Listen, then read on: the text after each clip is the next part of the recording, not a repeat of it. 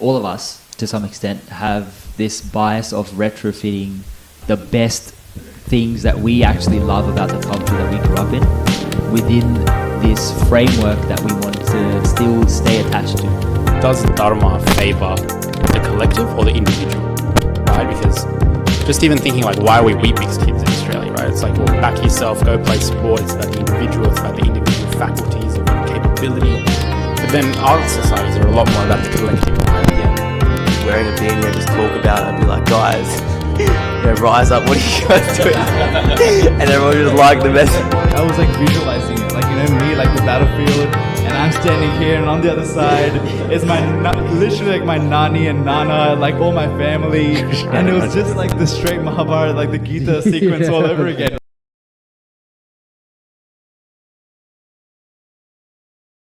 Wait, let me, okay. All right.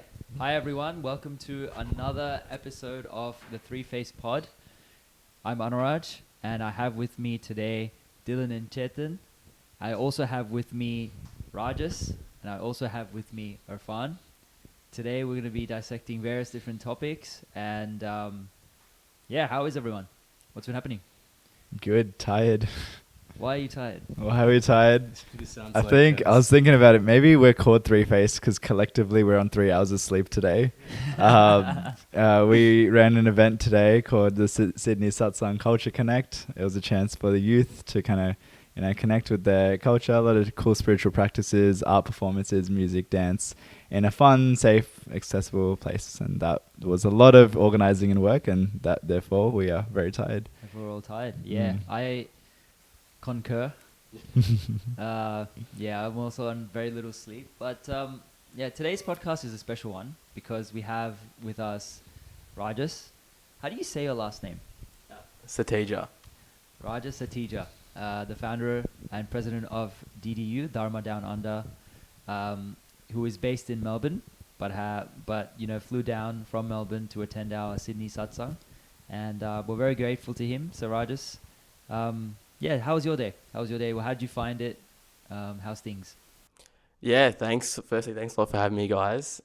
It was a fantastic day. I was telling Anuraj, I especially enjoyed the yoga because I realized how inflexible I am. But no, I don't personally watch a lot of cultural performances. And I think that's because prior to today, I had a very different perception of just how they were and how interesting they were. Even though my sister and my mum do Bharatanatyam, but today really opened my eyes. I'm very grateful to you guys for running it. Loved it. Thank you. Sydney Culture Connect was a very new thing for Three Face as well. For us, we have really stretched outside of our comfort zone. But overall, I would say it was like a massive success. We got a huge turnout. The hall was packed. Everyone had a good time. There were a few ups and downs, but that's expected when there's an event close to 100 people. Arfan, I think you came much later during the event. You came during the second half, which was more like a showcase. What was your favorite part? First of all, thank you for having me on the podcast. I must say I came to the event today as somewhat of an outsider, someone who's I wouldn't describe myself as part of the community. So it was a fantastic experience. It was stellar. I think you guys did a fantastic job on sort of showcasing all the things that you can sort of express culturally. My favorite part was actually probably your presentation on the art history of India and how it sort of progressed throughout the historical stages. And I particularly sort of enjoyed, I guess, your extrapolation on like the influences of Persian and Turkish influence on Indian culture. And it kind of took me back the days of being in high school visual arts, or talking about art. Yeah. So I thought it was really enjoyable. And of course, I know you're a great artist as well. Yeah, no, we did visual arts in high school together. Yeah, so Arfan and I went to the same high school, so did Dylan, all Homebush boys here. And I think we had a fantastic art department back in the day. Like, I don't know if the same art teachers are still there, Mr. Atwood, and I guess we have a little bit of that in this camera at the back, but Mr. Atwood and Mr. Lestios. Super grateful to them. They started a flame. Sydney Culture Connect. I guess the seed of that particular event was started when we got in touch with DDU a couple of months ago, and we're completely fascinated by how much of a storm they've created in Melbourne. So Rajas, I was really curious, just how did this happen? How did you start this, and what's that story like? Yeah. So yeah, DDU now is just over a year old. So we celebrated our first year anniversary on, incidentally, the 15th of August, which is a special day for a lot of people in India. And yeah, DDU just came about because I think everyone during COVID went through a period of exploration. And for me, that was more in the spiritual and kind of identity realm, and kind of bringing those two together. I was brought up in a very spiritual household, but I think in Australia at least, especially among Dharmic faiths, that spirituality manifested on a communal level is just not there. Especially because in high school, people just don't talk about religion as much, right? So yeah, during COVID, went down a pretty deep dive like yourself, Anuraj.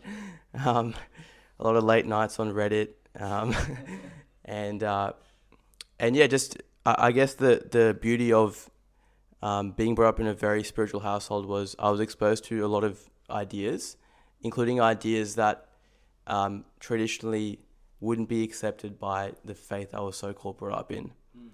So the first book I read was this book called Annihilation of Caste by Ambedkar. Oh wow, that was the first. That was that was the first book I've read in my journey. In your journey. Yeah. Yeah.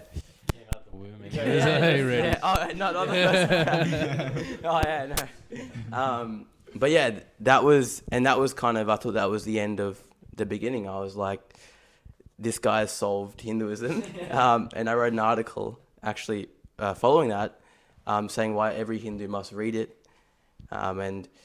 After I wrote that article, I actually thought I'd solved Hinduism. So I used to reach out to a lot of people in the US, including people from the Hindu American Foundation, a lot of advocacy pages, a lot of people working in universities there.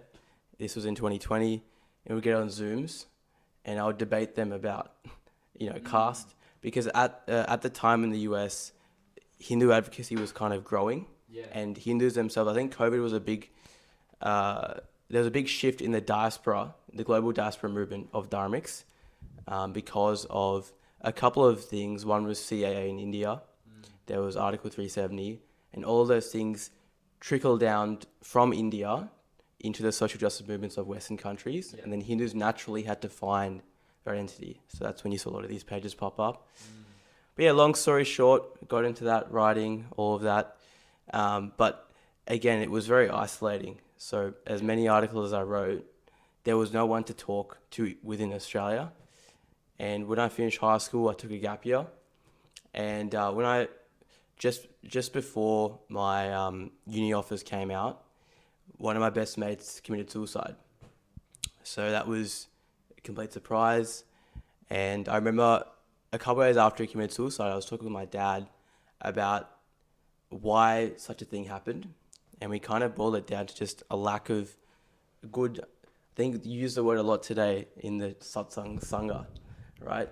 That's what youth are lacking, good sangha, which is just like a good group of people, good community, who have this... Like-minded, yeah. And I think that like-mindedness is predicated on this idea just beyond materialism, right? So initially we were thinking we'll start like just a youth organization, just a secular youth organization, run a couple of youth camps. Unfortunately, as a lot of ideas you discuss with your mates, it just didn't happen. And then I thought, why don't we stick to something I know about and something that is a little bit easier to attack? And yeah, how did you started? Wow. So coming from that sort of a heavy, I guess, motivation, once you started DDU, was it with like some close friends, or how did you find, you said that when you were first writing some of this stuff that you didn't have too many people to converse with about them, and so your first group of people that you did start DDU with, how did you find them? Yeah, so it was all organic in the sense of, so in July of last year, I wrote a piece. Again, the people I could converse with were mainly people living in America. So there's a page called Hindus on Campus, shoot advocacy, and I reached out to them. I said, can I write the article and we do a collaborative post on Instagram. It's just called Lost in Culture, the urgent need for second generation Hindus to unite, Australian Hindus. And at the end of the article, I said, if anyone is interested, reach out to me, like DM me. And a girl who I was talking at the time, so I convinced her to share it on her story. And her mate from high school reached out to her and then reached out to me. And then we got chatting and we just formed a group chat between me, that girl and her mate. Then that mate added his girlfriend. And then, just added that more people DM'd Hindus on Campus. And initially, it was a group had around 7. And it's slowly grown. We have around 160 people now in the group chat. So, yeah. And I'm also a part of the DDU group chat. It's a fantastic group chat that is constantly, every couple of hours, Rajas will send some long message about something. But no, like in all seriousness, like it's an organization that's run really well. And I listened to another one of your podcasts that you did on the ABCD podcast with Tejas. And you talked about this India trip that you did. And one of the things that I found was really interesting was so tell us about the run that you went on in Delhi. Yeah, so that was my black pill moment in India. It was, I think, day 2 in Delhi. And I decided I'd go for a run. I was staying at my dad's sister's house. And I was 100 meters in and a stray dog started chasing me. The roads, like there was no proper footpath. There were potholes everywhere. And I think people just look at you strangely because you're exercising, which is it's quite an unfortunate thing, right? That was a real moment of realization. Not that India is a terrible country, but more just how for granted I would take my life in Australia. Just the fresh air, just the fact that like you have access to a lot of like just basic, footpaths and like clean air. Clean air, and the fact that in this country exercise it's encouraged as a culture of it. Right? It's not looked upon as a luxury. And sports is encouraged like very heavily. I think I remember in like our school days as well, like Wednesday was sports day and like everyone got around it. There were announcements about it, people celebrated the wins of the sports teams, like everyone... Was that not the case when you were going to school in India? There was less of an emphasis? The thing is, I was way too young to remember like exactly what the dynamic was like. It was 10 and under, so I was like not that old. And we only had like recess. We didn't have sports inbuilt into my school anyway. So you just play sport at recess? Yeah, it was just whatever you do at recess, which was essentially like, I don't know if you guys know about langadi and stuff. Like you throw a rock in a square and you chase it on one foot, one after the other. Look, it's a fun game, but it's not a sport. I think that's really cool, Rajesh. Thanks for sharing.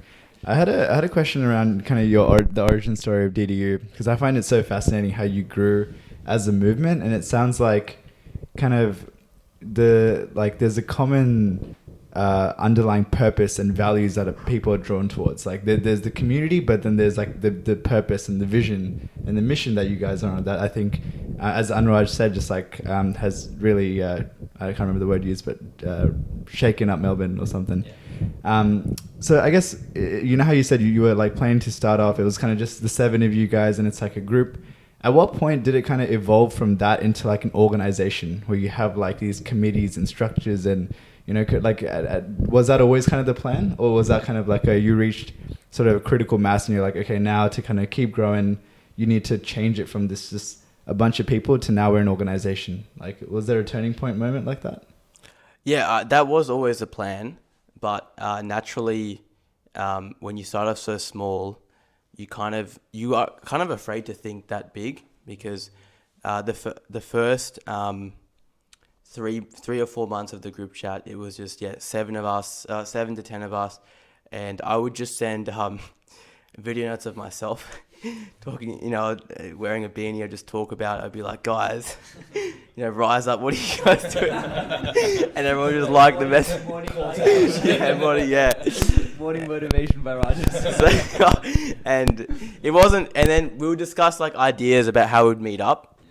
And a lot of ideas. The main one was like, we'll go on a hike and we'll read the Gita. And I was like, that's a good idea, right? Yeah. But then many good ideas were discussed, none were executed. Which is why, a motto I did use, execution's everything, right? So that many ideas. And then when I went to India, when I went there and I was black-pilled, I actually left the group chat, the DDU group chat, just to give myself some headspace. Not that there was anything going on in there, to be honest. So no one realised that no one even realised. So I actually did it in a statement of protest. I was like, none of you are listening to me, I'll leave. And I told that girl, I'm like, let them learn a lesson now. And she's like, no one's even noticed. But I left, and then a week, around 9 days later, when I went to Rishikesh and stayed in the ashram, I joined back. And then I recorded another video message. But this time, I guess it was just sharing my thoughts about my India trip. And I said, guys, you know what? After being here for 9 days, it's just typical NRI mentality. You've seen actual poverty for the first time, and you're like, oh my God. I found myself. I'm changed, I found myself. No, but I said, you know what, guys? I think we should all try and cultivate this pride in Australia, and we should do that through our Dharma, through Seva. And why don't, when I get back, we lock in a date and we just meet up together and we cook 51 bucks a pasta for the homeless. And that idea, I think, worked really well because we'll get into this later, but essentially what I think most Dharmic people need is they see the theory, but they don't see how that theory can translate into positive action in society. So what happens is when you do something like a homeless outreach and people come and they give homeless people food and they look at other people who look like them and talk like them and have chanted the same mantras as them, it's a flow-on effect, because naturally when you do that activity and you meet up and you talk about Hinduism, they're like, well, these ideas can lead to something positive. So why don't I engage more with this group? And so after we did that, if 7 of us did the thing, we posted on TikTok and it just blew up, and that kind of that led to kind of DDU becoming a thing.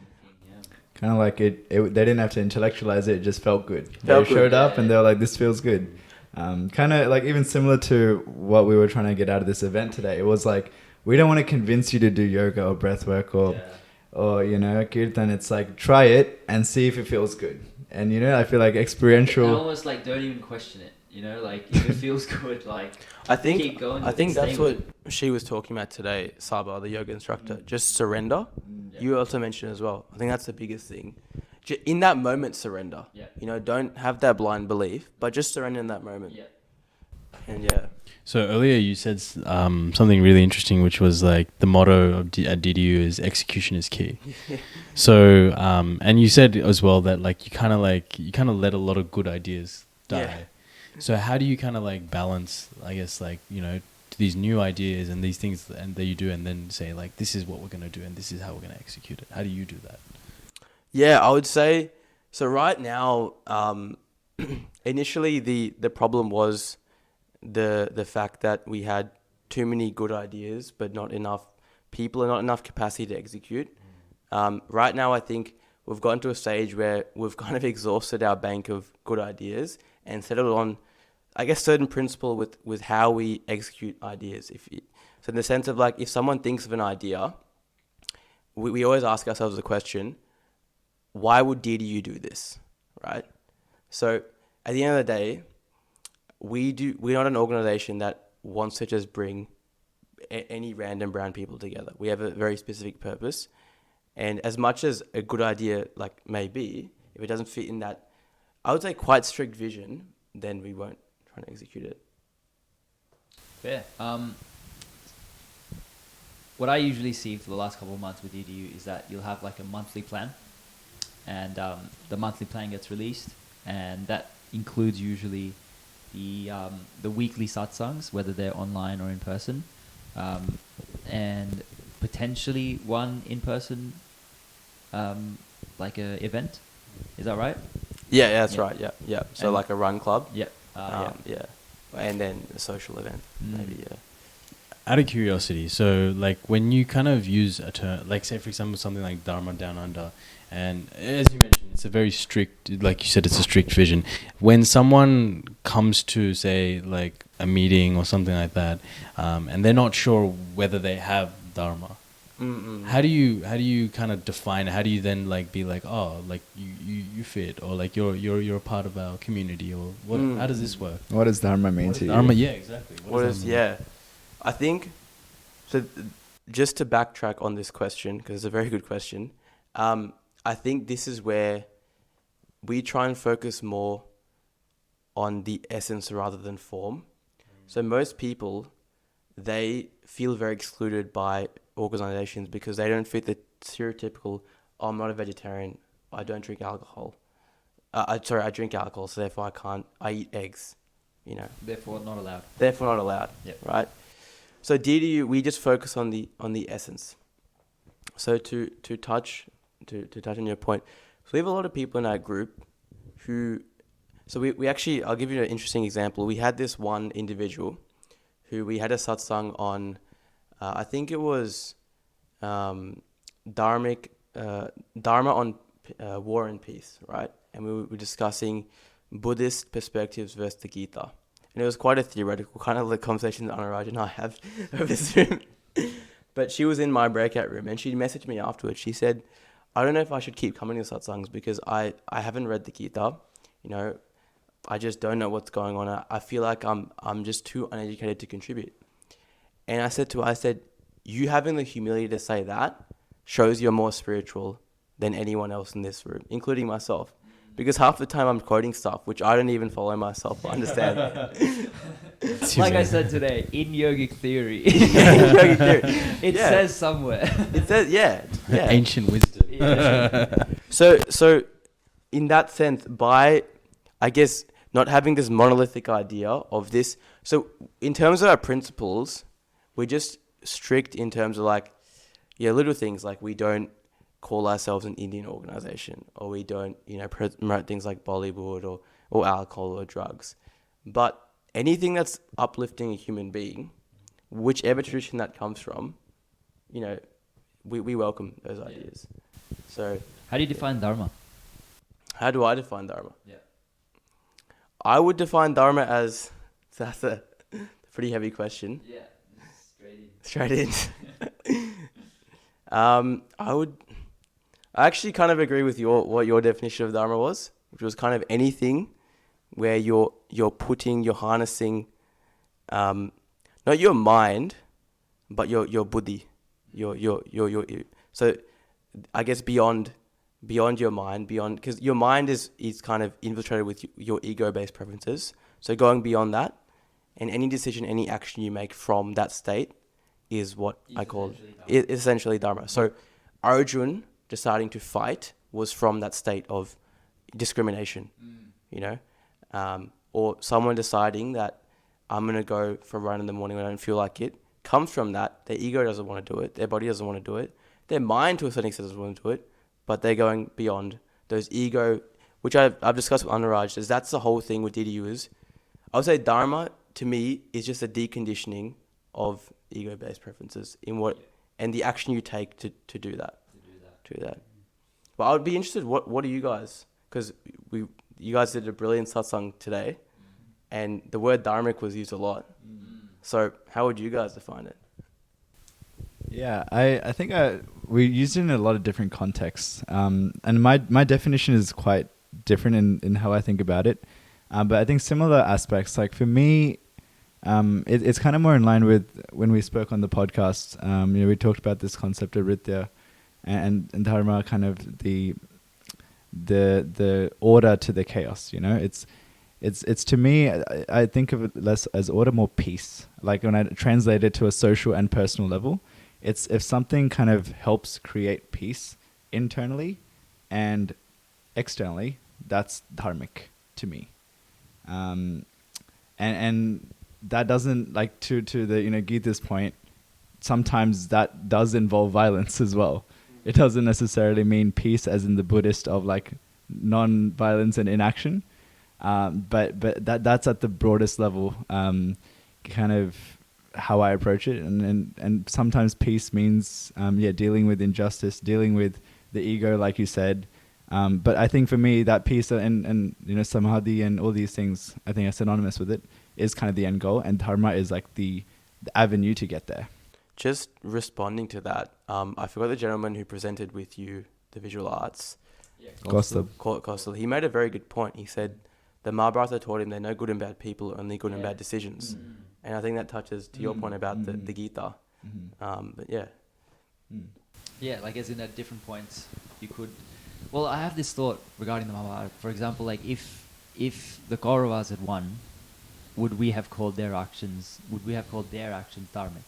Like they're essentially the representative of what correct, righteous, dutiful action that leads to because eventually, their actions may have, momentarily led to like a little bit of chaos and uncertainty in the political state of the world, but eventually you'd get to like a new equilibrium, which would then have been celebrated. So it is something super complicated, and that's why everyone who studies this will eventually say like it is something that's extremely context specific. But I really like your definition as well. It's not something I've heard before, where it's you surpass the mind, and like within the various areas of your scattered mind, if you make a decision from your intellect or your buddhi, which is past your ahankar, then that action will inherently be dharmic in some regards. That's really interesting. Do you think then someone that isn't dharmic, or just someone in general, who witnesses someone performing a dharmic action, can identify that as dharmic? I think they can identify it as like under a different word, but they probably wouldn't call it dharmic. Like I actually might want to hear Arfan's position on this. Like if you were to observe a behavior that you thought like, wow, that is stand-up behavior, you might not identify it as dharmic, but does that necessarily not make it dharmic? Or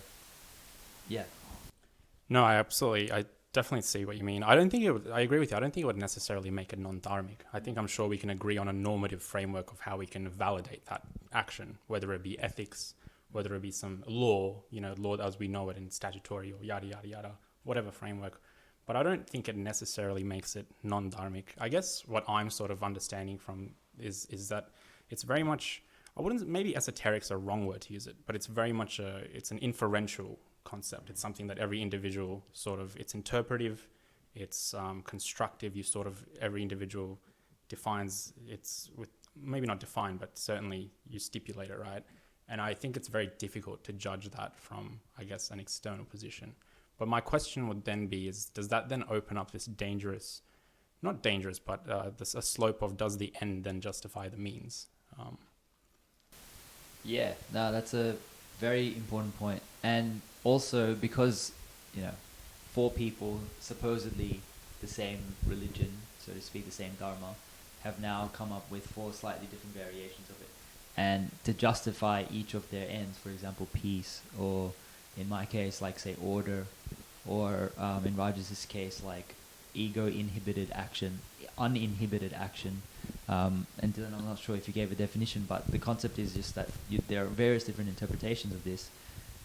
Do we end up getting to a point where, like, everyone just does what they want to do, and so because we're trying to avoid institutionalization of dharma, we're sort of just agreeing upon like things that are socially acceptable, and then we'll just kind of know when something's not socially acceptable, and so then we can just categorize as a non-dharmic and therefore not part of, in this case, DDU, but in some other case not part of their particular group. Is that a question towards me, or? It was just a general thought, but like as in like how would you, like this is why I think there are so many different like sects in like Indic thought, because everyone's sort of trying to do this, and then you form communities around it, but then like kind of something's right with that, but something's not quite right. So, are you going to say something, Arfan? No, I was just going to say, I think this concept, in both ways, it offers such good things. I think its openness is a benefit in its comprehensiveness. People can have such a comprehensive framework of ethical guidance, I guess you can say, right? But at the same time, humans are organizational animals. And I think the moment that we come into the moment we organize, we have to answer tribal answers. So for me, is there a bridge between that individual concept of dharma and its concept in society? And how is society sort of then limiting it by saying that, well, then we do have to reduce its interpretiveness to something positivist? Yeah, I think, honestly, you guys summarized the points really well. It's like we're trying to strike this balance between this self-actualization of us kind of on our own journeys of kind of feeling our way through the world and the challenges and the ethical predicaments it throws us and how we feel and our ego feels in kind of each of them and what brings us peace and doesn't bring us peace, or what creates order in our lives and doesn't. But then we're trying to do this together. We're all feeling through this, and then we're like, okay, well, this is what I learned. What's the common thread with what you learned? And when we find those common threads, that's when we build organizations. When we're like, oh, okay, yeah, my truth aligns with your truth. Let's kind of compile this into like it's like an experiential, like peer-reviewed journal. But I think that kind of, this is segueing a bit, but I think that kind of is the essence of Vedic culture. Like Anuraj and I have spoken about this, but at our first satsang, I read out the last sukta of the Rig Veda, which is however you interpret the Rig Veda, if you interpret it symbolically, or if you interpret it as events that actually happened. It was 9 books of, these early historical people discussing their different gods, in a lot of the times fighting, not because not over, like, you believe in a certain god, but more just tribal, over, like, wealth, cattle, women, etc. And the last sukta, classic. Wealth, cattle, women. The big 3. yeah. Still doing it to this day. Don't ask me what I'm doing tomorrow. Yeah, I mean it's. Yeah. But the last hymns, they say, common the thought, common the man, and that essentially is not that they're saying we are the same. Yeah. But they're finding that unity. It's about coming together to create, like, I guess, a social cohesion. So I think, like, the end goal, I think, for humans in general is just connection. And when we have connection, we're just, like, more productive as people. And if we're more productive as people, we can uncover more. And if we can uncover more, we can discover more. It's just that cycle. And each time we're, like, stuck somewhere, it's because we've not managed to make a connection either with ourselves or with other people. And we're like, well, I don't know where to go anymore. So I'll just stay here or I'll just go back. The connection is a good way to summarize it too, because I think that's what I think DDU is at its core. Like, I think that there's tons of awesome the impact and all of the the activities you guys do with the satsangs, but at its core, it's the connections that you guys are building. That's kind of the intangible asset that is like that makes it so valuable. And I feel like I find parallels with kind of the journey. I feel Three Faced is kind of also on, in terms of starting sort of with similar sort of things, like 3 boys in a group chat and kind of like sending ideas and and then kind of at a longer term trying to build this kind of broader ecosystem that we've been talking about, of like how do we string together all these, everyone's on the journey of not just self-actualization, but even start with just self-development. You hit the average person with self-actualization, they're like, what does that mean? But the average person does want to grow, right? Everyone's on a journey most people are on a journey to try and improve themselves. Okay, let's try that journey together, right? And connection helps with that.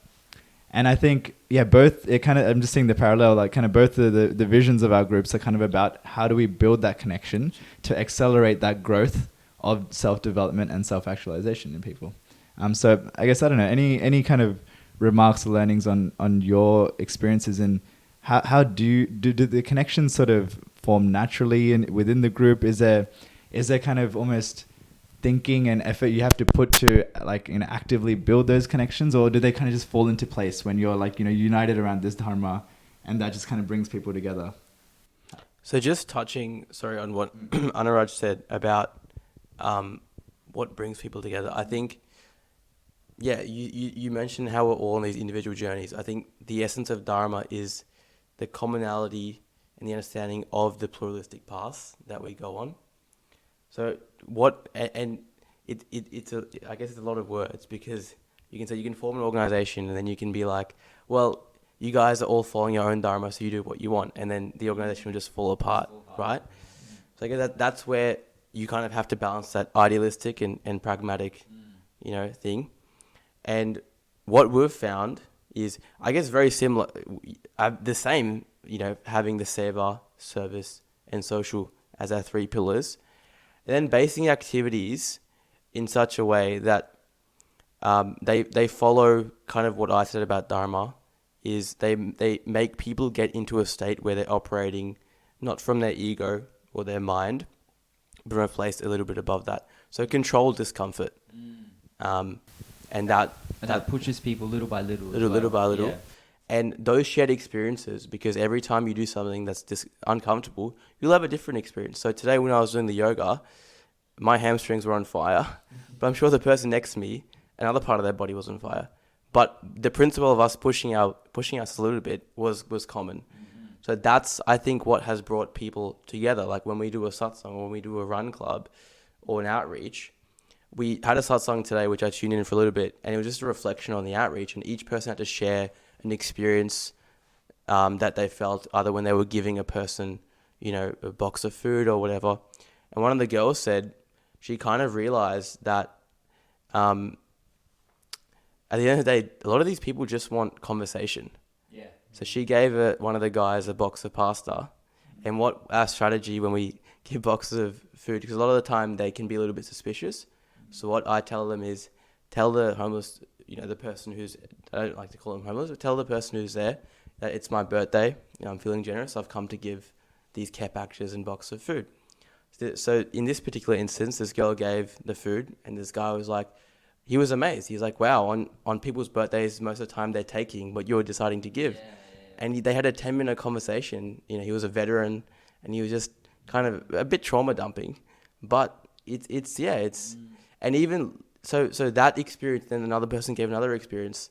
And I guess that they're different experiences, but it's a shared thing of, pushing outside, I guess, that ego based. That's what people's story, for sure. Yeah, so I guess to answer your question, that's what brings people together, because they'll go to a satsang and one person will have a lot of knowledge about one thing, one person will have a lot about another thing, but we design them in such a way that everyone will get something out of it. And we've noticed, we have so many now organic friendships that are formed, and that's all we want at the end of the day, right? We don't want to be an organization where every month or every Sunday people meet and that's the only time they meet.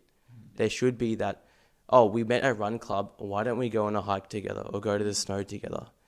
And why would they connect with those people? Because they've come for this vision of Dharma, and if they feel they connect on that basis, that's all we want to build. And that's where you build these institutions, and then ultimately when you build these institutions, you want to build certain people who can deinstitutionalize and go their own way. Yeah. So the institution is like almost a conduit or something it's like a paper that when you wet it the paper sort of dissolves. Yeah. Right? And then the person has all they need, and they no longer need the paper to write anything anymore. So even today with the satsang, right? If 5 people go and practice that vinyasa yoga routine, that's your job done, because they don't need to come back and learn from Saba, but they'll go and teach 5 more people, and they might never come to a 3-faced event, but the effect that's had on them is profound. This is I think the pyramid scheme concept. I'm a fan. 3-faced is actually recruit a friend, recruit another. Okay, I have another sort of curveball question then. Turning this into a little bit more what we've been talking about is extremely universal, but I guess we've been using the term Dharma, which is a Sanskrit word, and for the longest time, I personally struggled with the terminology that you have to accept when you accept this sort of a worldview. And a lot of it had to do with just I would read these things and they would be universalist, but the terminology made it extremely like geocentric, and because they were so geocentric, it was almost as if it was like a religious revivalism that I wasn't comfortable with, right? What is the difference between Dharma and Hindu Dharma? For anyone that wants to like take a stab at it. I'm not a subject matter expertise, so I'll defer. I think I honestly have to refer again to the way you defined it as Sanatana Dharma versus Hinduism. So say Hinduism, Dharma expressed through Hinduism can be confined to the practices people can express this idea of, as I define it, using their buddhi. So whether that's through something like a puja or Surya Namaskar, and that's because that's what they know. Simultaneously, I know you use a surfing example, but I'll go a step further. A dad waking up in the morning and feeling that he doesn't want to go and coach his son's football team, but going and doing it anyway. That's his dharma, and that's perfectly valid as well, because you talked about Rita, societal order. That's stopping the chaos as well from occurring in society. So yeah, I guess that's the way I define it. Then why do you think there's so many people that, like, if it's so obvious and like potentially I feel like we've sort of defined this like creamy top layer, which is, you know, all that you essentially need to know, and all of the anxieties, all of the sort of like negative things that are associated with, I guess, whenever you start talking about dharma, all of these things are sort of not present in this conversation. I feel like when I'm talking about these things, it's a very uplifting, very kind of like idealistic, future-oriented conversation, right? So why is it that someone who kind of knows this but can't articulate it, why can't they get behind it? Like, what's the root of the aesthetic issue here? I think it's just an action-based issue. Okay. I think what happened today was at your satsang was the essence of Dharma.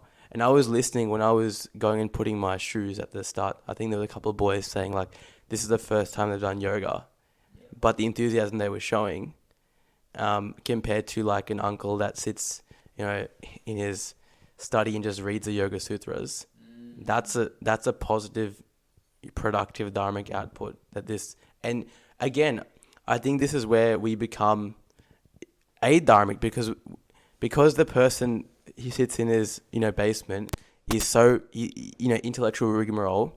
They become so attached to these ideas and definitions that they can't see beyond this little box. Yeah. I have a thought experiment though. What if that action, say, of that uncle sitting in his basement, propels someone to actually look further to understand or look for Dharma in some sense? Like someone who's never experienced it before reads this article and is then somewhat inspired, even if it's not direct action related. Yeah, no, I think then in that sense there is some productive output, but a lot of the time the means to which I think these days people want to see, I think that because of things like social media, you kind of have to back up what you say.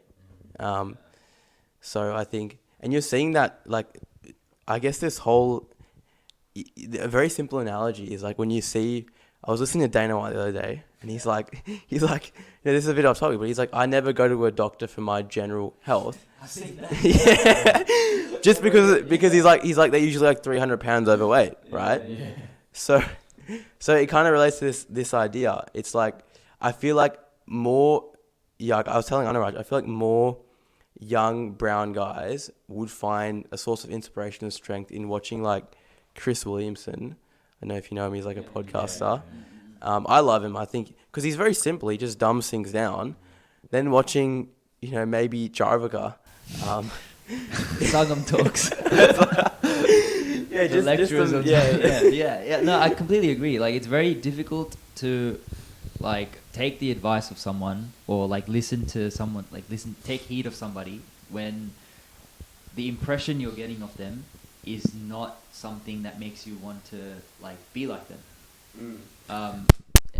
And with Chris Williamson, like he's he's well put together. He speaks well. He looks extremely healthy. Seems like he has a lot of friends. You know what I mean? Like, it's just like, yeah, it's attractive. I think one thing to add to that, I think humans are just beasts of nature. I mean, like by that point, I think they will always crave politics. Because I think the way that I think about it is that like action is everything, right? And I think Chris Williamson is a perfect example because he caters a lot of his content towards, say, people that are trying to understand the value of action and how to implement and execute and do those things. And using simplicity as a tool is like, oh, okay. This makes so much sense because people don't understand what that is when you're at that age. But I think once you've like gone to it, like once you're 30, 40, 50, you understand what action means. You crave complexity. So you crave to get lost in the politics. You will argue with someone over one little nuance of something because it was slightly different in a different interpretation. Like those kind of things become much more important because you prefer to talk about it than to actually do the thing. I don't know. And if I can sort of add on to that, I think sort of the way we're talking about it, it paints this really absolute picture of what Dharma should be, right? And I think, Dylan, what you touched on is so great. I think, you know, like looking at our parents, of course, they're like operational beasts. They operate on a daily basis. They execute, they prosecute. They've got that. I was just going to say that I think that comes with the form v essence. So it's like, I use Chris Williams as an example, but the uncle at the HSS Shaka, we have no right to criticize him for not being dharmic because I think it just comes, where have you come from to where you are? And the change. So they have, yes, they may not be this aesthetic representation of Dharma, but the level of sacrifice they've done for their children, you know, they've come from very difficult backgrounds. In some sense, it's a very privileged position to say this is what Dharma should look like according to our standards, because we've had the environment where we can develop ourselves in this way. I think interesting that you say that, like Dharma, like for you is also like defined by like action by, you know, ego death, but pushing yourself a little bit in like unfamiliar situations. I think one thing that I'm interested by is like, you know, our parents have shown us like Dharma through action, but then to a certain level, do they understand why? Like if you were like to, for example, like if you just a hypothetical example of like marriage, it's like, oh, you've been married to this person for so long. You do these acts of service, you do these particular things, but then you say like, why? Like, why are you still doing these things? Why are you still like, but you do it for the sake, because like you grew up where this particular action was normal as you do it. So I guess my question is like, then in that front is like, when the Pandit does the rites, when he does all these things, like, is it Dharma if he doesn't know why? Or is it Dharma because he's doing it because he's always just known that that's the way to do things? I think we kind of touched on this a little bit before when we were talking about essence and form. Right. In a way, I feel like we just justified and created arguments for both Nirgun and Sagun. No, quite seriously, because, and like you said, like the HSS uncle who, you know, runs camps and stuff, that is, like, you know, maybe a little bit like sometimes not so intense. It doesn't push the person who's like taking part as much, versus let's say someone like a Chris Williamson or a David Goggins who's really pushing and taking himself to the next level. He represents the form, right? But they carry the essence. And the Pandit, in a sense, if he's doing the form, he's almost like a stepping stone to the essence. Which is already captured in the form. And yeah, I don't know, I feel like my mind's blown right now, because like theoretically, from what I've read, this, like, there's always been this like debate between the Nirgun and the Sagun. But I don't know, from this conversation it feels like it's the same. Do you just want to define Nirgun? Yeah. So okay, for the audiences, there are a couple of concepts in terms of like, what is the absolute? Is it Nirgun, which is to say, does it have no qualities? So many sampradayas or many schools of thought, such as most popularly say like the Arya Samajis and even the Sikh Sampradaya, they have the concept of the Ikonkar, right? Everything is one. It's Nirgun, Nirakar, Nirbhav, Nirvair, right? And as a an opposite to that, you have the concept of the Sagun, which is quite popular, which usually gets categorized as Hindu, but I don't think like it should.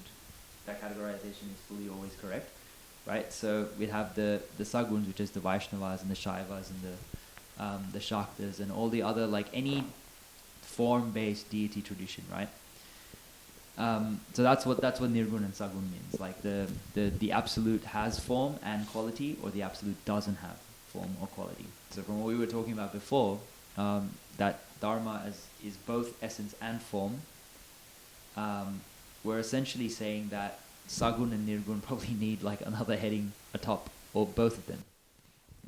And that they kind of eventually converge to the same thing, right? Yeah. Because I think, it kind of feels like some type of people would need one and some would need the other. Yeah. For some, this esoteric, abstract idea of just the ultimate permeating reality that we all want, they're like, oh yeah, that makes sense intellectually. But for others, that like right over the head, and like having deities and stuff that you can show up to and doing these rituals, the karma, that's more digestible. And I think both are necessary. Like I was thinking about Three-Faced, like we were discussing one of the missions for Three-Faced, what we're trying to do here. You know, we mentioned the ecosystem and social actualization, but I think part of it, similar to what Dharma Down Under is doing, is just making Dharma more accessible, right? Because we, like earlier, we were just palatable as well. more palatable, but just understandable, right? Yeah. Like, because I think everyone's generally on the same page that Dharma is kind of good, right? Like I haven't really come across many people who are kind of anti-Dharma, you know, that will kind of go like, we want chaos, you know, generally it's like everyone wants peace, right? But like but the question is, how do we do that? And it's this like very, very dense abstract concept that how do we translate that to the modern context, you know, from people who've made it based on cattle and women, and to now we have like brain chips and like monkeypox, right? Like, and there needs to be a bridge there to kind of put it in this new language that we're now speaking in, and in ways that are relatable and accessible. And I think that's kind of part of what both of our organizations are doing in some way.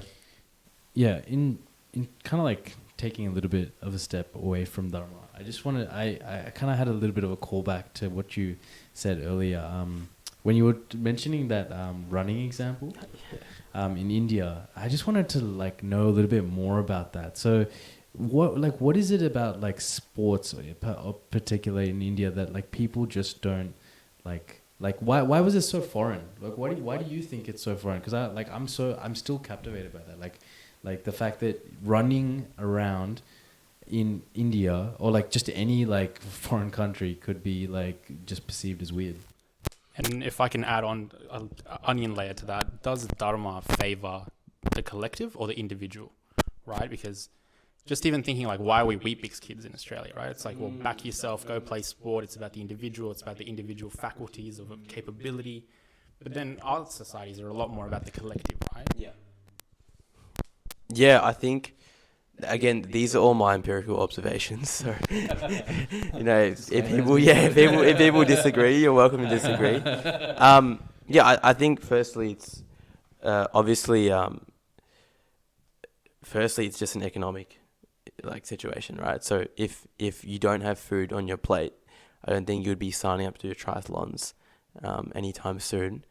The average GDP of India is 2,400 USD a year, which is, you know, from a perspective, not much. It's around 5,000 Australian dollars. So I think that's a large part of the reason why. And as a result of that, I guess that economic situation, naturally when you don't have much, you go in this mindset of scarcity, and that multiplies into how people view the world, which is fair enough, right? So at a macro level, if your only way out is, you know, through a competitive exam or something, then you create this culture around academics, you know, around competitive exams or whatever, and everything else gets sidelined because you realize this is your one shot out of this situation. So I guess that. So in a way, even then, they're just following their own dharma. Oh yeah. To go from here to here, that journey can only be achieved through this one specific pathway. Well, it's not always true, obviously. It's just because, like, the ones that do make it all the way to the very top, that do get the name and the fame and the government backing and everything, it's just so few and far between compared to the total number of population.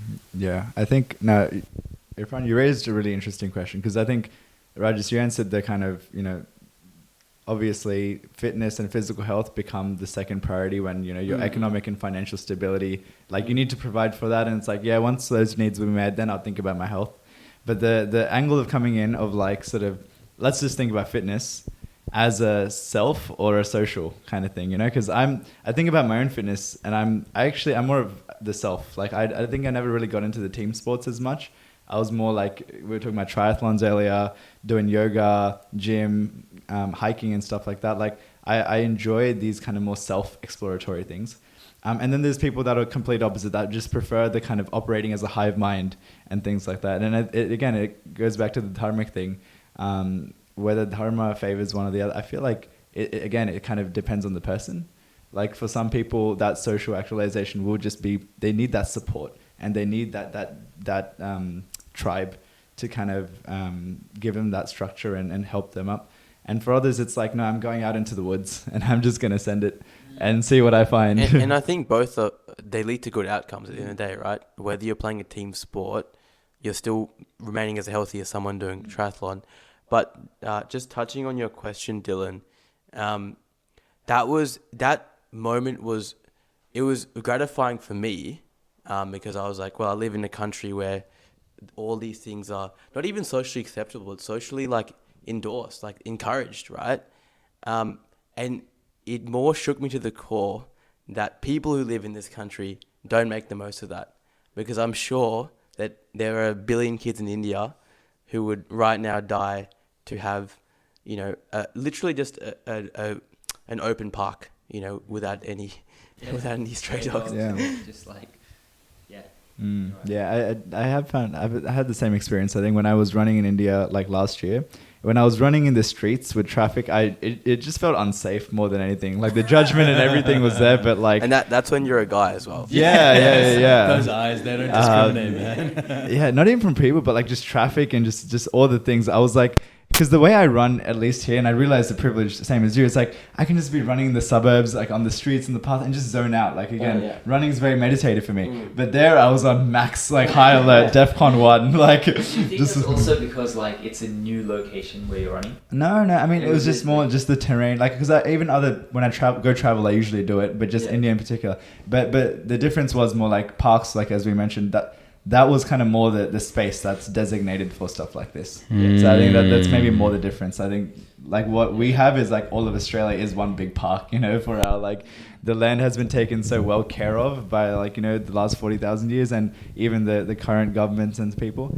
that it is just like a playground for us to actualize and be fit. And in other places that exists more in pockets. To add to that point, you have to also then think about the land, like just on a like really base level. Look at the amount of people that live in Australia versus the size of Australia, and look at the amount of people that live in India versus the size of India. It just like you'll be in a landmine because of the amount of people. It's just pure chaos. Versus here, it's like you could run for days and maybe one or two things. For sure. And if I probably go in more like rural and remote parts of India, I'll probably have like a good experience as well when I'm just kind of... I wouldn't say it's completely a population density issue, because Japan has a very strong physical, like they have the longest lifespans in the world. They're a very big running, it definitely has a role to play, but population density affects India in this context because of the lack of infrastructure, which I think it just ultimately boils down to economics, right? If India today had the same population density but with good infrastructure, I think Chetan wouldn't have felt that way. And it's an interesting idea as well. Do you feel like we think about a lot of the spiritual sort of revolutions that have happened across India's history, right? And it just kind of feels like, or to me at least, and I could be wrong, keen to hear your thoughts, but it feels like the last sort of 6,000 years, the amount of sort of changes and new ideas that were coming out, I feel like we're like a lot more, like, a couple thousand years ago. Right, it was kind of evolving and transforming at a rate faster than kind of what it feels like maybe it is right now, and maybe just because we're just in the moment, But we're talking about economics, and do you guys feel like a part of that maybe was that India was in like a stronger economic and financial position and perhaps wealthier per capita kind of thing, so that they had the freedom to actualize better as a society compared to where they are now, and that's perhaps sort of slowed down some of this? Yeah, I think you're exactly right. I think when you have that spare time to, honestly, yeah, we Just like we are right now. Thanks, Mum, for food. She's gone to bed, bro. She's. I don't have to, spend my time doing that and all the other stuff that comes with it. But yeah, like if but most of your basic needs are satisfied and your social needs are satisfied and your like interpersonal needs are satisfied, then you can think about some of these other things. You have time to innovate. You have time to like question things. You have time to be like, wait, something's not right, and I can fix it. Right, like I can do something about it at least. But on that same point, why is it that like a lot of Indian families that say, for example, immigrate to wealthier countries still struggle to self-actualize? That's a great question. I think it's a mindset that hasn't changed, it's right? It's like that survival mode that they were on. It's still there in this. So I used the word today. Dylan was in that conversation with a gentleman that. And I'll admit this publicly. I say a lot of DDU. I say all your parents are economic refugees because you're wealthy. But realistically, the only thing that has changed is how strong and the color of the currency of the money you have. Your mindset has not changed. Not changed at all. And that's what Dharma is, right? Is going beyond that ego of like, I'm Indian and therefore I have to follow these. They're not even good traditions. Like getting up. So we actually had this incident last week, right? We had our run club, and a couple of days before the weather was looking quite ominous. So we had 17 confirmed, and by Saturday morning, which was when the run club, there was I think 6 or 7 confirmed, and some people in the committee were like, "Oh look, if there are only 6 people coming, why do we have to do it?" I said, "Guys, at the end of the day, are we in this for the optics of how many people we bring down or for the impact?" I said, Australia is a country where during the summer, from October to March, the surf lifesavers patrol the beach. They don't say it's a cold summer's day. No one's going to come. If one person comes, they're still going to be there. And that is exactly what Dharma is. It's that going beyond that preference of, I don't feel like doing it because, and that's where I think, you mentioned Ambedkar, but that's why I think I think it's a long historical thing of like us just living in such closed, gated societies, gated communities. It's hard to look beyond just our immediate needs, no matter how much money we may have. That's a beautiful point around the impact, especially. Something I've been thinking about is kind of like, so with this event, we raised funds for a couple of charities as well. One was for the humanitarian relief for people being displaced by the Bangladeshi protests, and the other was for the landslides and floods that have happened recently in Kerala. And you kind of mentioned even for DDU, like one of the key sort of pillars is seva, similar to what Three Faces kind of founded on around service. And one of the kind of key sort of challenges not challenges, but kind of key things we're still kind of figuring out is like, where can we have the most effective or most impact, and part of that consideration is like, like for example with this event, even we're like, where should we give the funds? Who like needs it more, or where can it have like go and have the most impact? And it's a difficult question, right? We're talking just now about like the economic prosperity and how that is also a hindrance to like spiritual growth, right? And for a lot of these countries, like, that are still developing, part of that is they need that economic support to be able to go that next mile. But then equally, there are also within our local, like you mentioned, the people in need, the kind of outreach and stuff. That's kind of, in front of us and tangibly, like someone needs help, and we do that help. So I guess, how do you guys think about where do you do your seva? Like, both are dharmic aligned. Do you consider do you have a responsibility to one over the other, or if one makes more impact, is that the utilitarian model of like just put your efforts where it's most impact? Or how do you guys go about? Yeah, so I'm pretty unabashedly honest about this, like the way I view how we should give back. I think the event you ran today, right? You were able to run because you live in a country where, I don't know about the community hall you rented, but where we did our thing, we got it discounted because we're not for profit organization. And we could do that. And the fact that it was discounted is a product of Australia valuing charity, right? So when it comes to where we direct our efforts, first, I have this saying, charity begins at home. So first, the first and foremost, and that was my other big realization when I went to India. I was like, we can't fix India, you know? Yes, it's developed a lot and it'll continue to develop, but no matter how much money you donate and inject in that country, there has to be a radical shift in, as you said, the mindset of people. But it has to come from them. So going there, so when I was 8, my dad took us to Rishikesh and we spent a night on the street in Rishikesh with lepers. And that was when I had that realization, because my dad made me give my socks to the son of a vegetable cart seller. And I was crying because they were my favorite socks. But in that moment, I thought, I was like, so my future tomorrow is I go back to we were saying an ashram. I go back to the ashram, and in 3 weeks I go back to Australia and I go back to school. His future is, at best, he will take over his dad's vegetable cart and pull that for the rest of his life. Okay? And yeah, I can maybe change his life in a very minuscule way, but how many millions of people are there like him? So yeah, to touch back on your point, when my friend tragically passed away, I realized we have very similar problems in these countries, just manifest in very different ways. And if we are in a position, if we've been given this position where we can help those people, like the privilege, we should focus our attention there. So my philosophy is always, let's focus on what we can do at home. Yeah. No, that's beautiful. And I think that's definitely, I think with this kind of stuff, there's kind of also no right or wrong answers. Yeah, it's kind of 100%, like 100%. where the preferences are. And I guess the thing that I constantly weigh up is like totally what you said, you know, there is definitely a responsibility, we have as citizens of this country. We've gotten so much from it, and we have a responsibility to give back. We unfortunately didn't get discounts for renting the thing. Okay.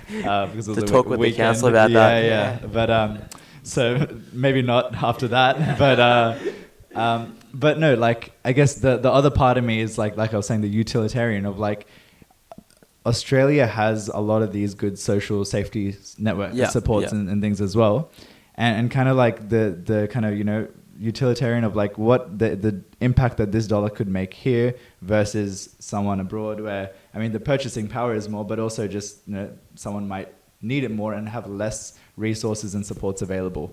And yeah, I guess like I said, there's no right or wrong answers. But I think the difference, maybe what this is my interpretation, is I think what Raj is saying is that because you can see the impact directly, you can see the impact and the change you can bring to that person directly, potentially, and also because you were able to create that change in the ecosystem, not the ecosystem, but within the polity.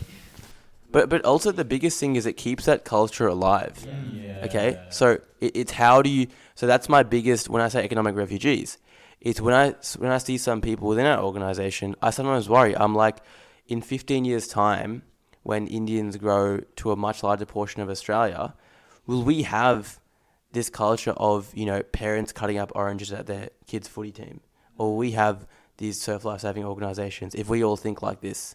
So it's just keeping that culture alive.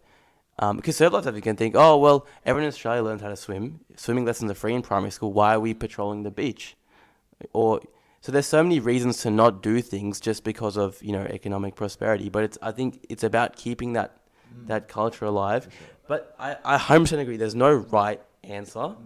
When I say we, the thing of, we're not fixed on just helping Australians, but I think right now with second generation people, pride in Australian values. So breaking that economic refugee title is done through adopting values that get them out of that box of just being economic refugees and actually adopting the values of a country that has given them so much. The person that does surf life saving on the day that it's a cold day and it's a summer's day and he there's no one's going to be at the beach, but he's there and he's doing his dharma, right? But he doesn't see it as that, right? However, you're adopting a philosophy with a particular nomenclature that is defining some of these attributes or activities or actions within this dharmic framework.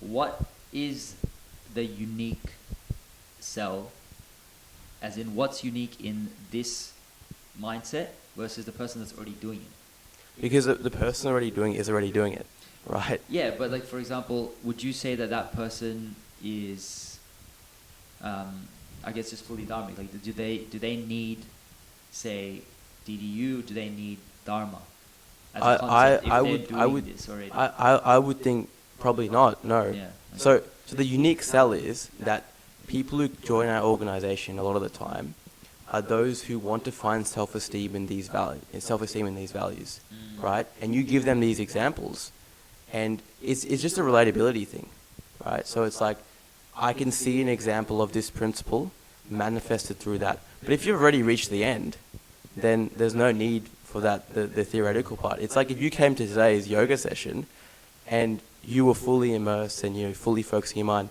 there's no need to really study and do all this intellectual rigmarole about the Yoga Sutras. And we have so many of those examples in like Mirabai, who was just constantly chanting Ram's name. She wasn't reading the Ramayana, but it's just that state of mind. Do you think that like this intellectual stuff is then important for someone to then like allow themselves to perhaps go into the experience? Yeah, 100%. It's kind of like our education system. Yeah. It's kind of like priming you before you can actually do the thing that you need to do. Yeah. So I guess it's contextual on the person, right? And that's the beauty of Dharma, is there's not a one path for all. So I just want to allow Arfan to speak. Sorry, yes. No, I just think that's what you guys have painted as such a. I think it gives you ownership. Ownership, Dharma yeah. is then your enterprise. Right? Enterprise, and I think if we can speak as kids who grew up in a Western secular liberal democracy, this system has given us the most peaceful period of human civilization. Yeah. We have universal human rights, acceptance of values and norms and all these things, but we don't take ownership of them. It's laws and statutories and expectations that we almost have to agree to because it's in the social contract of us and the beautiful state we live in. But it's not a personal enterprise or an expression of your values and ethics, right? So I think what you you think kind of giving back to that society then imbibes those qualities as a personal. It's more of a conscious exercise. Conscious, yeah. It's much more conscious, and I think through that conscious exercise, you actually have to really reflect on what's important to me. I was discussing this with Anuraj actually, because I was telling him in Victoria, there was a certain temple, a certain organization that was doing a Brahmin matchmaking, matchmaking, day. No, but it relates to this, and I was told about it by a particular individual, and I messaged him. I said, "How ironic is it that all these people are beneficiaries of open, liberal Western democracies, and yet can't imbibe those qualities in a person? So if everyone thought like they did, they wouldn't even be able to practice what they're doing. They can practice that because everyone else give them the freedom to do that." Okay, but this is like let's assume the best of intentions. And let's not assume like elitism of any kind. But we can, exclusivism is fine, right? Like you can, as in the same way that you have of course. In the same way that you have like DDU has some values. Second gen. If you're not second gen, you can't be fine, right? So what if it's just that? Like people can live in Western liberal democracies and still form ethnic groups inside it, and that can still function as autonomous for the purposes of, say, like long-term relationships or marriage. And I don't think that's like. I think I agree with that. Like if an Indian wants to marry an Indian, like perfectly valid. But I think in that context of like Brahmin marrying Brahmin. But do you think that's like more like again, is it the terminology that's throwing you off? Because like this is another thing that like I guess we were talking about at the end of one of the satsangs. Because it's not just like, let's say in the case of the Brahmin, it's like if you remove like any Aryan invasion like theories around like who they are, where they came from, etc. But what if it's just like lifestyle, and like dietary habits and like daily practices. And what if you just want to preserve those? Like, is that wrong? And what if they're called under what if the heading is, these are Brahmanical, and you just want to preserve them? I have a little thought experiment, just sort of tangential, but it's a question that I've thought about and that we've actually raised before. I'm not a Brahmanical student, I just want to say. Yeah, before you cancel on Raj. It's my empirical. There's a lot of disclaimers we need in this podcast. So, as all of us as second gen people, when you think about, say, for example, if Australia and I'm half gen. Actually. Half gen. I wasn't born here, but I'm glad to be in your company. Me too. Fair enough. Second gen to me is just anyone that was kind of went to high school here. Say, for example, if Australia went to war with the country that you say you're from, say India or Afghanistan or Bangladesh, who would you fight for? But I have a feeling that all of us, to some extent, have this bias of retrofitting like the best things that we actually love about the culture that we grew up in within this framework that we want to like still stay attached to. And I think I didn't even notice it up until like when you started talking about it, but I was like, wait, no, hold on, I have the exact same bias.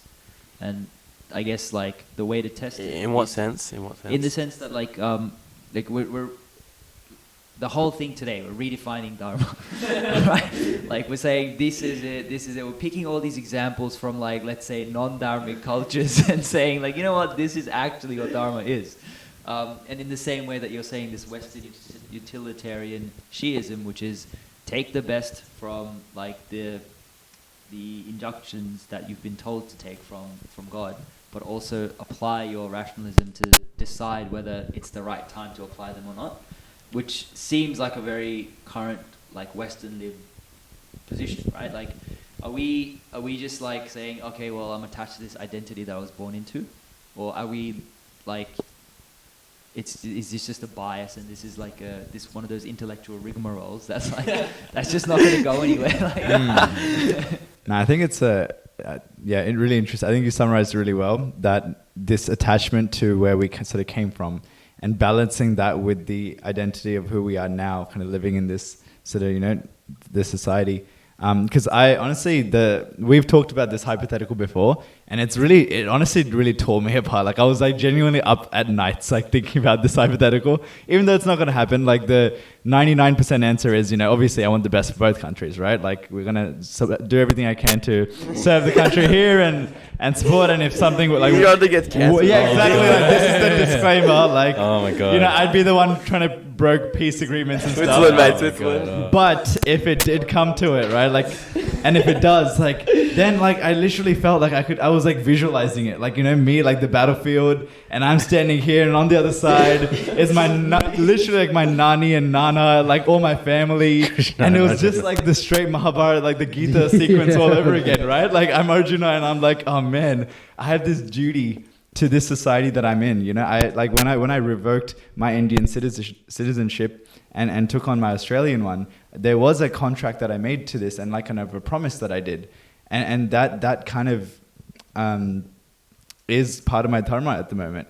That I have to, like, all these benefits I'm enjoying, I don't think I like can enjoy them in good faith without that's part of the deal, right? Like we're talking about the privilege of running through these streets. Like, yeah, dude, that's part of the... Yeah, well, the passport's a great example as well. Yeah. And I don't think anyone... being able to go to all these countries. And yeah, so I think, to be honest, that would probably be my like very, like, I don't know, I'd be like one of those war protesters who'd be like, I'm not going to fight type thing, but like if I have to, then yeah, it'd probably have to be for Australia. Otherwise, I don't think in good faith I can...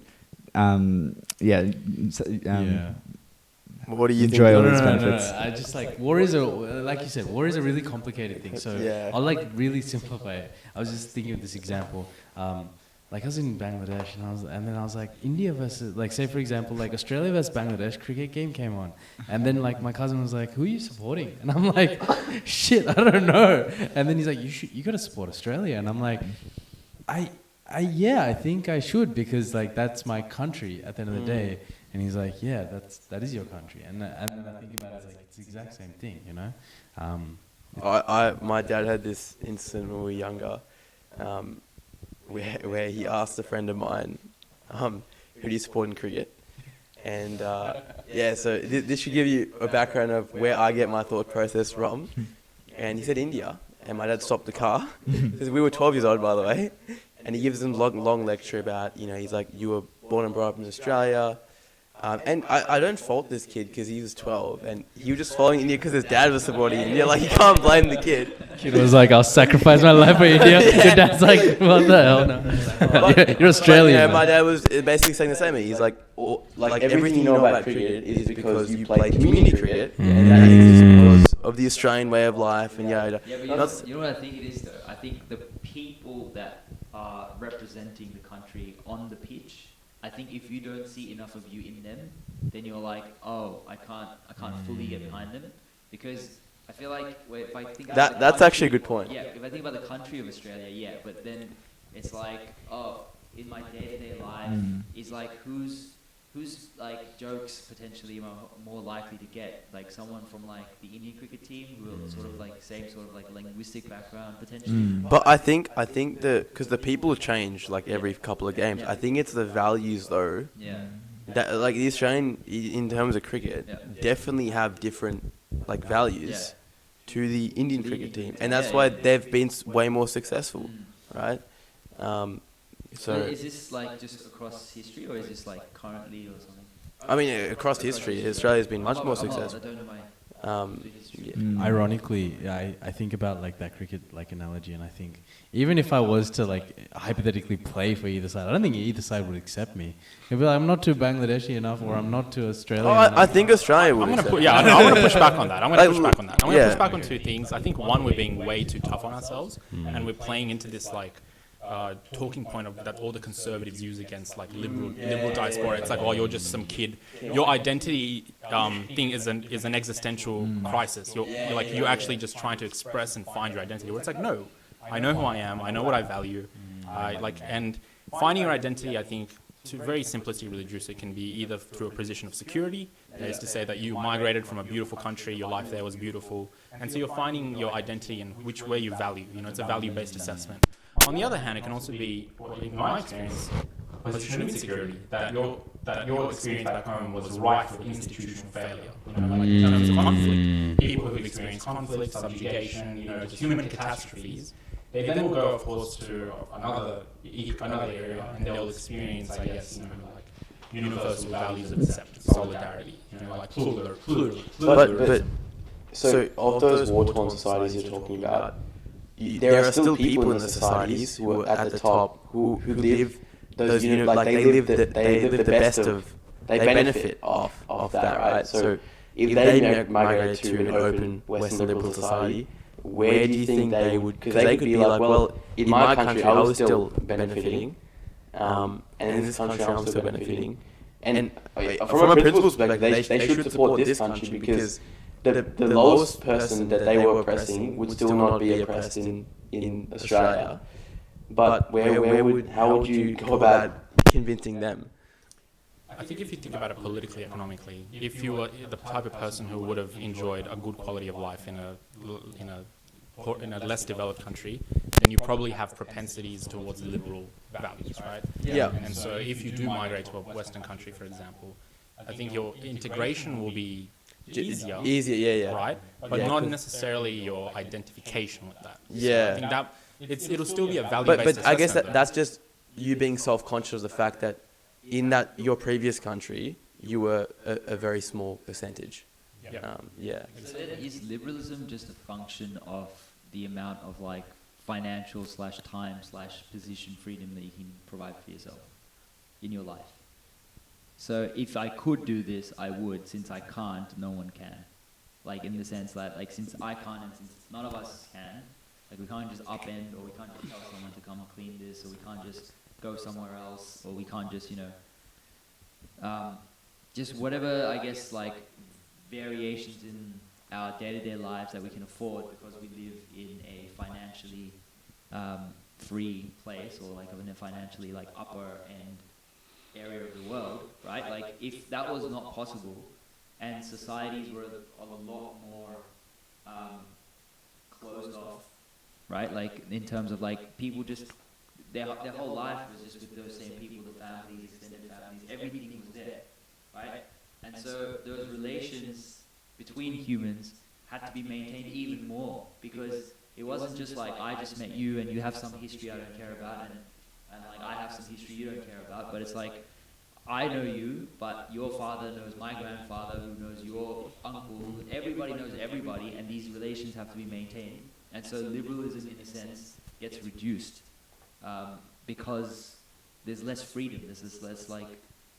I think there's less freedom because ensuring freedom is not the medium to ensure stability or good outcomes. Because in order to have liberalism, I think, function, a liberal would say that, well, basically, liberalism would function. Liberalism essentially is just small state presence, right? Get your hand out of my pocket, let me do my thing, put my individual rights over the rights of the collective.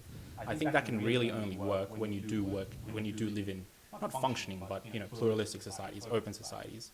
On the other hand, when you live in, I think, more poorer developed countries, it's not just that the state is incapable, but there's oftentimes no state presence at all.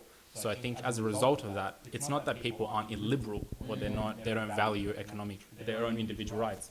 It's that they then, I think, use social structures as like the medium to. Yeah, and I think sorry, I think the difference is that breaking those social structures in a liberal democracy wouldn't get you, persecuted. Yeah, that's also because people don't necessarily have a stake as well. Yeah, as a stake. Yeah, I guess because the state looks, as you said, the state looks after them. No, not. Oh, the state. I said stake. Stake. Yeah, I know. Because the state looks after them. Yeah, because because if tomorrow I break the social contract with my family, I still have the government will not. Your right to do so. Yeah, I think. Yeah, it's really interesting one, because we're kind of like opening it up more to like just the communism, capitalism, kind of the whole thing, and to be honest, from what I see around the world, it's kind of like it's a bit of a pendulum type thing. Like I feel like when you're too far left, you need more right wing policies, and when you're too right, you need more left. Right? Australia, we're in such a paradise where we're in such a the good blend of the both. Like we have such a good social support system, but still that free competitive markets that are regulated and secure, and customers and consumers don't get taken advantage of, and businesses have to abide by the rules, but they have they can innovate and try new things. And I think it's such a sweet spot that we take for granted. And just kind of tying this back to where we started the whole sort of conversation, I think we're approaching the sort of time for this.